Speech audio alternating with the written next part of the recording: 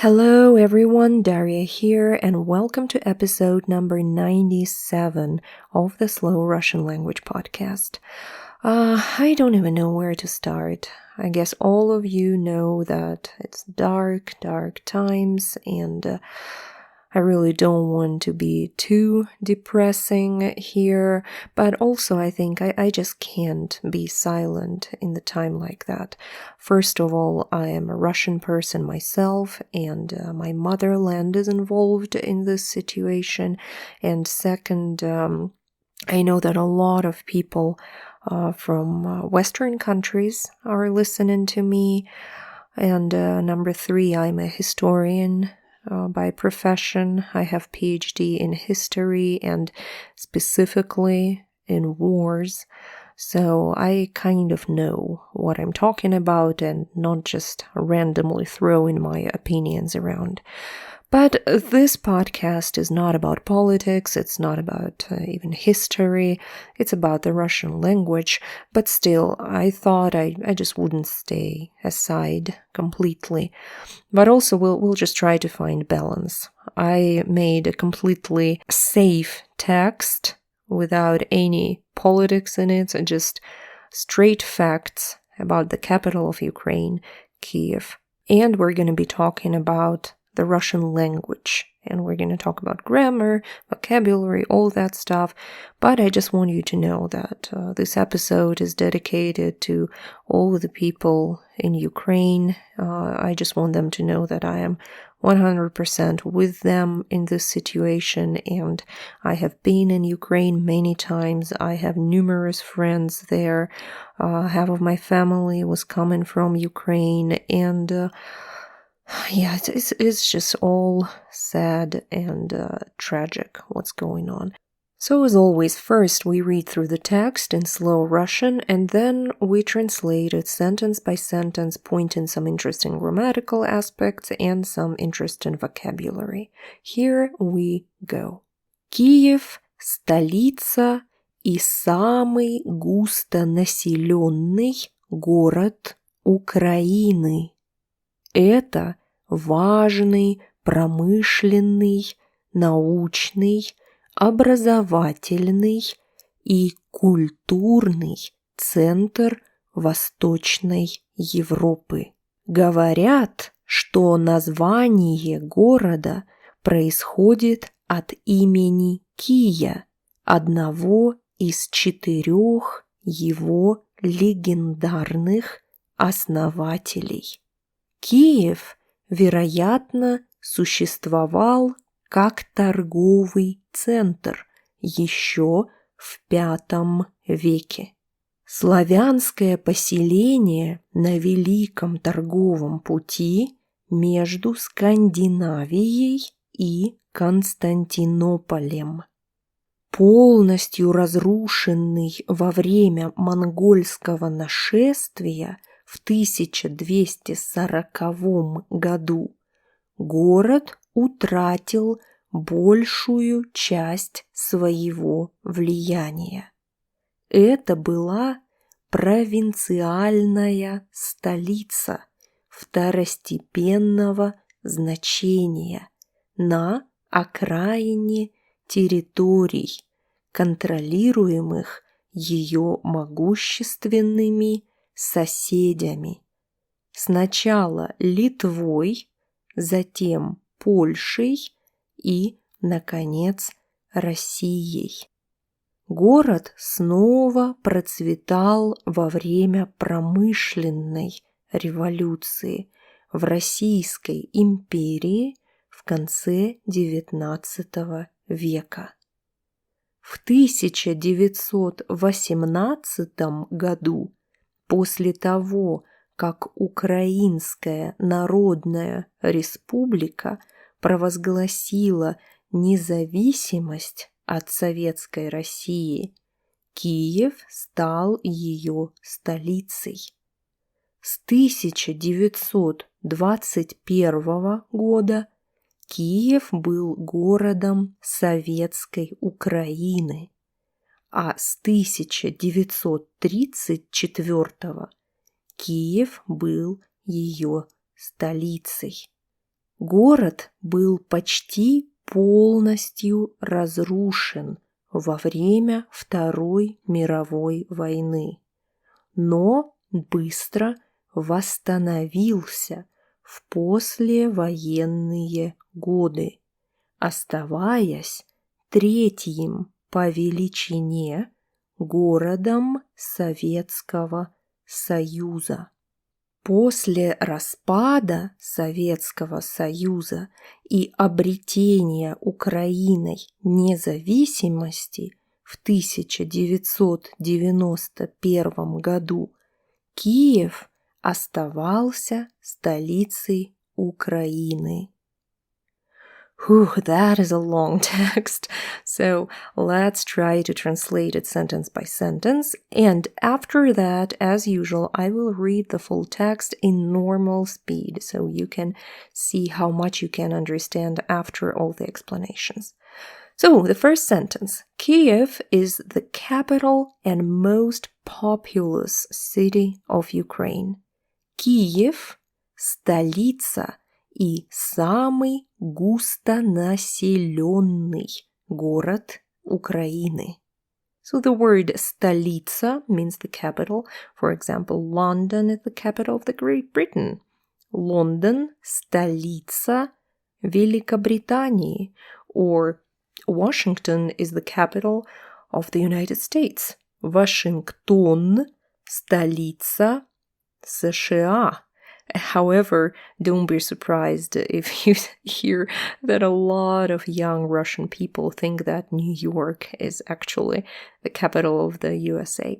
What? Москва? Москва – столица России. Moscow is the capital of Russia. Interesting word here, густонаселенный. The word население means population.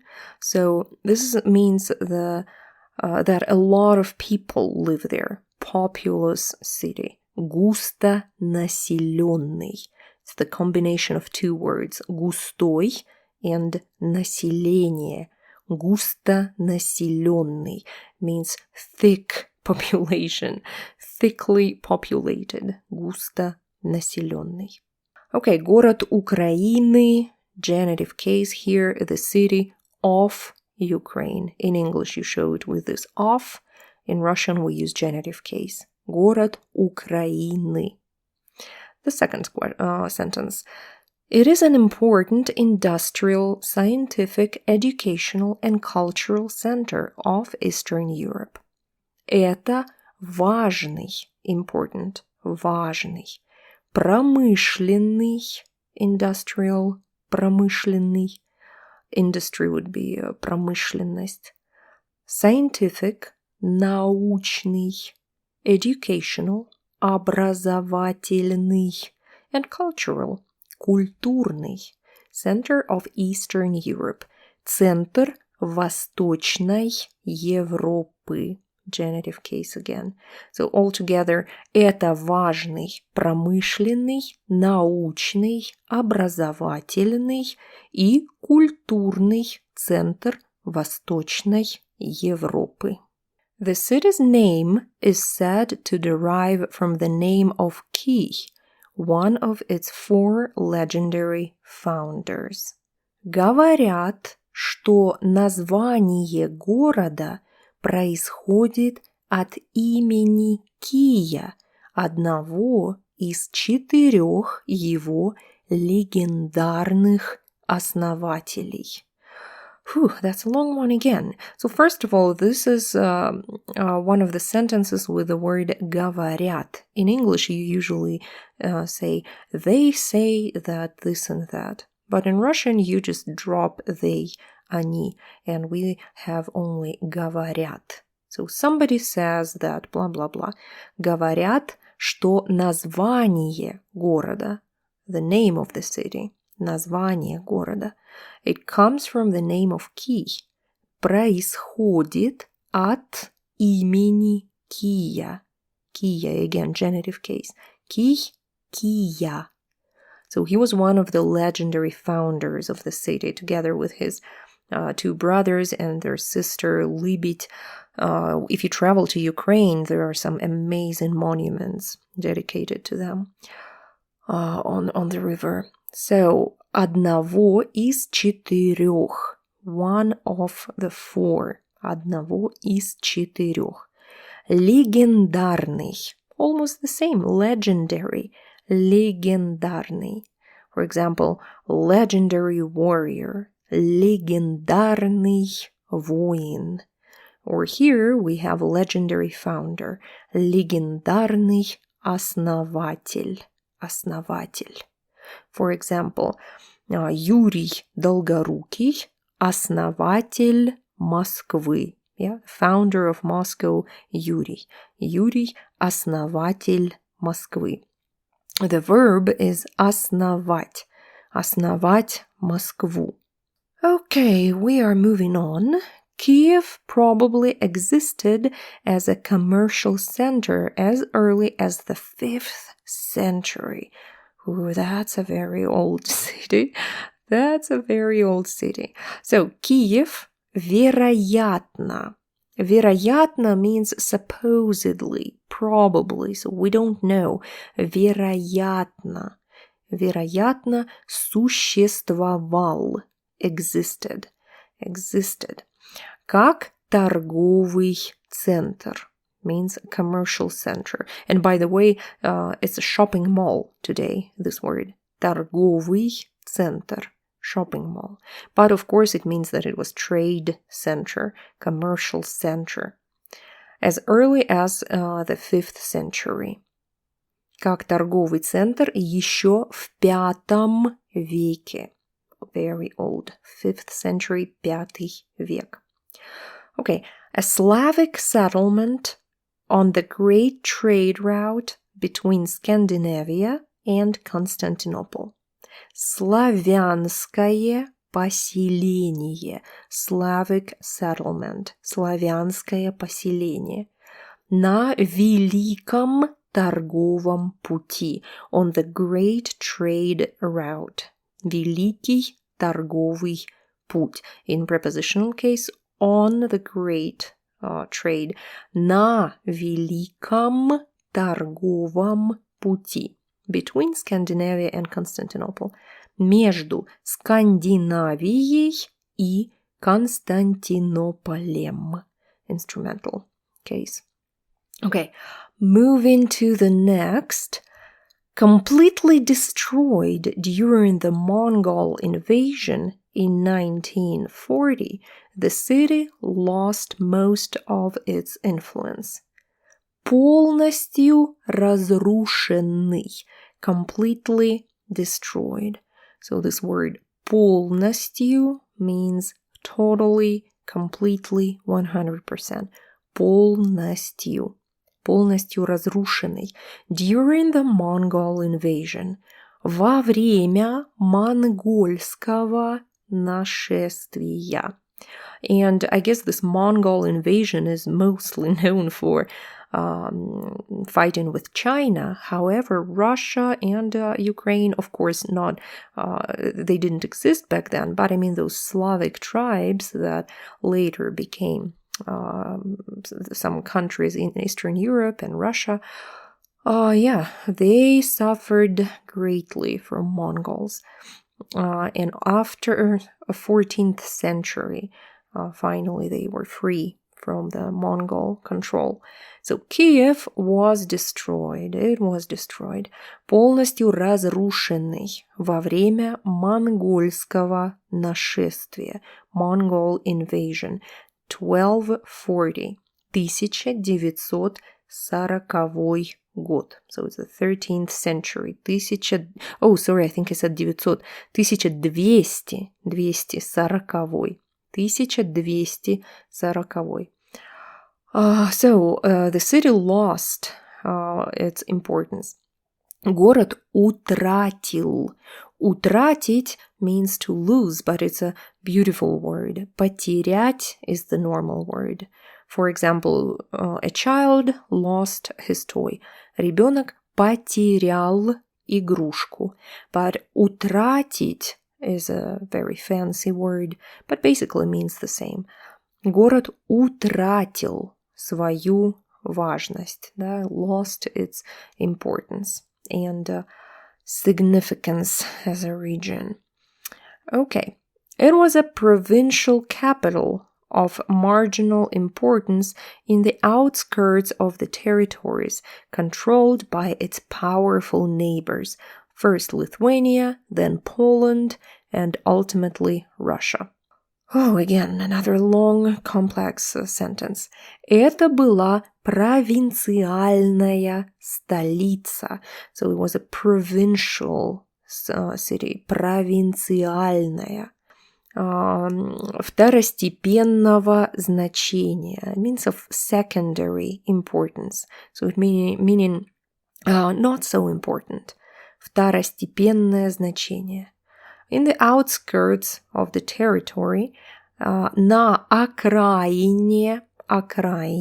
So окраина is somewhere far from the center, somewhere at the border. Окраина. So it was the outskirts of the territories that were controlled by powerful neighbors. Территорий, контролируемых могущественными соседями. So this great word могущественный, powerful, strong, могущественный. For example, the powerful king, могущественный король, something like that. So it was Lithuania, сначала Литвой, then by Poland, затем Польшей, and finally by Russia, наконец, Россией. Литва, Польша, Россия. But again, we use instrumental case. By something, we use instrumental. Литвой, so controlled by Lithuania, controlled by Polsha, mix in Russian and English here, by Poland, and by Russia. Литвой, Польшей, Россией. Okay, the next passage. The city prospered again during the Russian Empire's Industrial Revolution in the late 19th century. Город снова процветал во время промышленной революции в Российской империи в конце XIX века. When the sentences are this long, it's always a good exercise to break them down in short pieces and translate them and try to see the main constructions, to see the nouns, the verbs, how they all go together, and so on. So the city prospered again. Город снова процветал. Процветать means to flourish, to be prosperous, to be successful. Процветать. For example, the Apple company is very successful. We can say компания Apple процветает. Means tons of profit, or well known, worldwide recognized. Процветать. So Kyiv started to prosper again. Процветать. During the Industrial Revolution. Во время, during, literally means at the time of, во время промышленной революции, Industrial Revolution, in the Russian Empire. В Российской империи. So the official name was the Russian Empire. It was not the Russian Federation always, of course. But, yeah, kind of getting an empire mood again, unfortunately. Okay, in the end of the 19th century. В конце XIX века. In the year of 1918, after the Ukrainian People's Republic declared independence from Soviet Russia, Kyiv became its capital. В 1918 году, so it's after the revolution in Russia. Remember the Bolshevik October Revolution 1917? So в 1918 году, после того, как Украинская Народная Республика, Ukrainian People's Republic, republic would be Республика. Declared its independence from the Soviet Russia.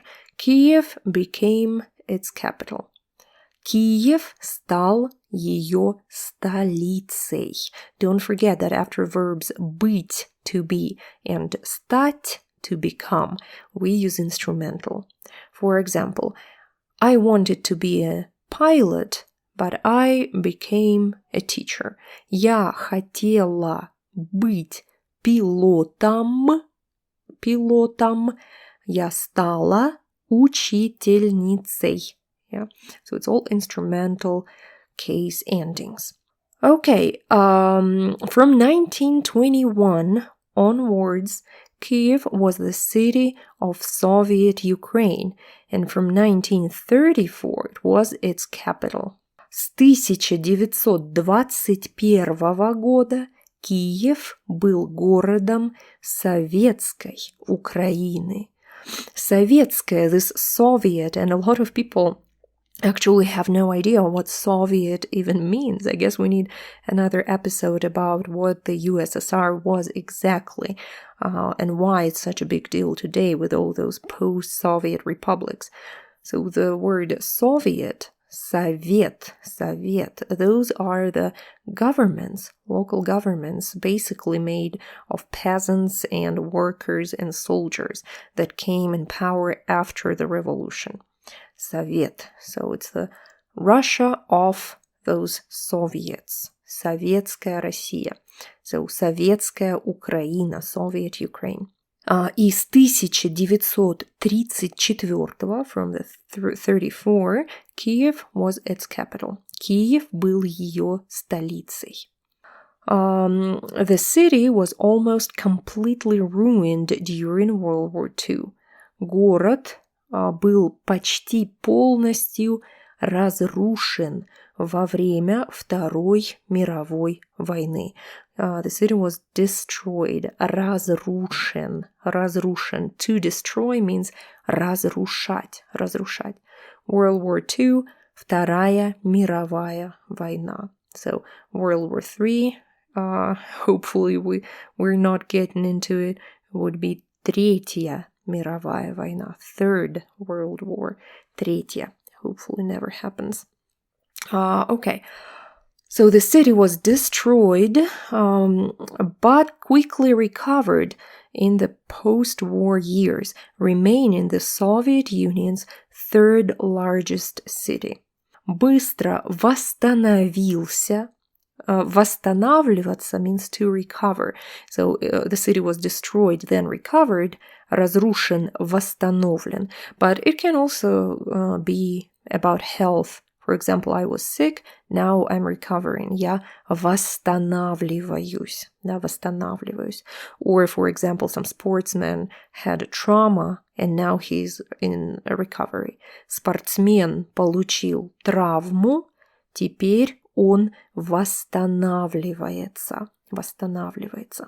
So, Киев восстановился послевоенные годы. The years after war. Послевоенные годы.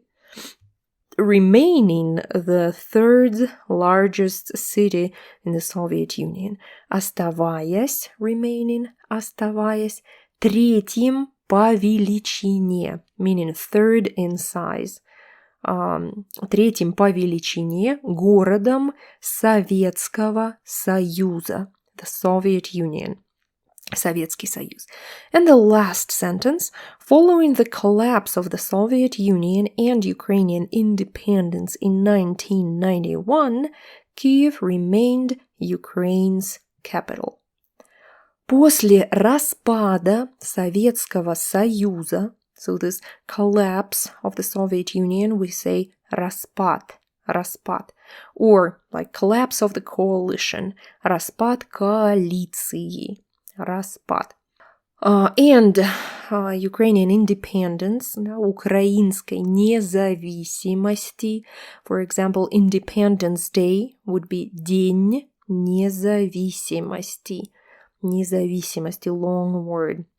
And their main square, Майдан Незалежности, is the Square of Independence, площадь независимости, площадь независимости, where those events of 2014 were happening. There is a pretty good movie on Netflix about it. I think you can see, look for Winter and Fire, something like that. But just look for Ukraine and you will see this movie on Netflix. It's pretty good. A lot of propagandistic stuff there, but still, it is pretty accurate about what was going on there. Okay, so it was 1991, Ukrainian independence, украинская независимость, и Киев оставался столицей Украины. So Kyiv remained the capital of Ukraine. That's it for the text. Now again, let's read it in normal speed, and this time try to understand more than you did during my first reading. And don't forget that the text is in the description of this episode. So if you open the show notes, you can read and listen at the same time. Here we go. Киев – столица и самый густонаселенный город Украины. Это важный промышленный, научный, образовательный и культурный центр Восточной Европы. Говорят, что название города происходит от имени Кия, одного из 4 его легендарных основателей. Киев, вероятно, существовал как торговый центр еще в пятом веке. Славянское поселение на великом торговом пути между Скандинавией и Константинополем. Полностью разрушенный во время монгольского нашествия в 1940 году, город утратил большую часть своего влияния. Это была провинциальная столица второстепенного значения на окраине территорий, контролируемых ее могущественными соседями, сначала Литвой, затем Польшей и, наконец, Россией. Город снова процветал во время промышленной революции в Российской империи в конце XIX века. В 1918 году, после того, как Украинская Народная Республика провозгласила независимость от Советской России, Киев стал ее столицей. С 1921 года Киев был городом Советской Украины, а с 1934 стал ее столицей. Город был почти полностью разрушен во время Второй мировой войны, но быстро восстановился в послевоенные годы, оставаясь 3-м по величине городом Советского Союза. После распада Советского Союза и обретения Украиной независимости в 1991 году Киев оставался столицей Украины. That's a very difficult text, so make sure you read through the transcript. It's available in the show notes. And again, I really don't want to be pessimistic, and I feel very much ashamed of what's going on. I understand this whole NATO situation, this whole American place in this conflict and everything, but first of all, let us remember that leaders of the countries, they are leaders of the countries, and government is not there at the borders, and they don't care about people. And it's just ordinary, normal people living there, doing their daily stuff, taking their children to schools, just hoping for normal life in the future. I'm not even saying better life, but at least normal life that is not disturbed by any wars, especially wars that don't make sense. So I just really hope, first of all, that you don't believe everything you see on TV, and you always try to think for yourself, and hopefully the common sense will prevail at the end of the day, and all these atrocities that are happening, unfortunately, with my country involved. I'm just very sad. I have no words. Again, if you are from Ukraine or you know someone from Ukraine, just tell me that the majority of Russians, no matter what you hear on TV, they do not support what is going on. I don't know a single person who supports this, and I know a lot of people in Russia, and it's not just in Moscow, but from Siberia, from Omsk, from Chelyabinsk, from Sochi, from all over Russia, and none of them or their relatives and friends support what the Russian government is doing right now. So, yeah, again, let's not be political in this one. Let's just acknowledge that simple, normal, everyday people's lives are affected by this nightmare. Okay, on this sad note, let me finish this episode and take care. Hopefully everything will be fine one day. Thank you very much for listening, and I hope to see you in the next episode of the Slow Russian Language Podcast. Bye-bye.